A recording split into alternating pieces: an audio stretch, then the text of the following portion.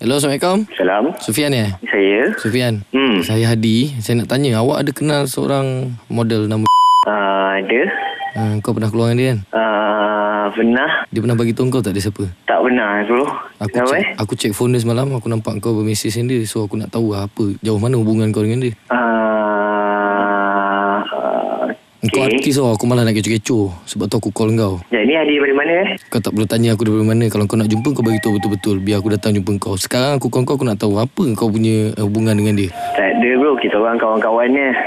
Ini semua alasan yang sama lah. Mana ada lelaki nak cakap dia buat apa pun kan. Mesti cakap kawan-kawan je kan. Tapi kawan-kawan logik kan kau keluar berdua dengan dia. Tak ada lah. Actually bukan kita orang keluar berdua. Kau keluar pergi makan kan? Keluar pergi makan mana pernah. Aku baca mesej dia bro. Engkau pula tu approach dia. Bukan dia pula approach kau. Bukan bro. Kau salah orang ni. Tak, aku tak salah orang. Aku kenal kau. Kau penyanyi kan? Aku malah nak kecoh-kecoh bro. Tak ada lah bro. Kita orang member hidup. Sekejap, ni Hadi pada mana Kau jangan tanya. Dah 2 kali kau tanya aku dari mana. Kau nak ngurat dia apa hal? Tak ada. Tak, saya ni kau boyfriend ni ke apa? Aku tunang dia bro. Bukan boyfriend bro. Boyfriend ni klise pula kalau aku nak call kau kalau aku boyfriend dia. Tak ada lah. Ni memang ni. Kau rasa aku bergurau ke ni? Ya. Bro? Hello. Ni siapa pula ni? Hello. Kau kenapa gelak ni? Sekejap. Ni orang lain ni. Memang orang lain. Ni sekarang ni kau kat mana? Aku kat PJ bro. Aku nak jumpa kau sekarang. Kau jumpa kat mana?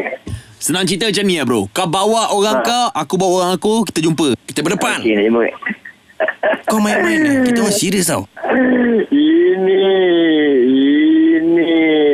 Ini apa? Okey. Nak jumpa kat mana bro? Okey, datang kat studio Hot FM. Budak kecil ni tak takut Aku dah agak dah. Tapi mula-mula kau cuak kan? Mula-mula cantik agak. Alah, at least tak pernah jadi boyfriend, jadi tunang dalam alam maya. Okey lah. Tapi kita nak bagi tahu sekarang yang Sufian Suhaimi adalah mangsa Panggilan Angin. Halo semua. Hai. Korang suka kan video-video daripada kami? Kalau korang suka nak tengok lagi, jangan lupa klik yang ni Jangan klik je. Subscribe Hot FM 976. Okay, klik.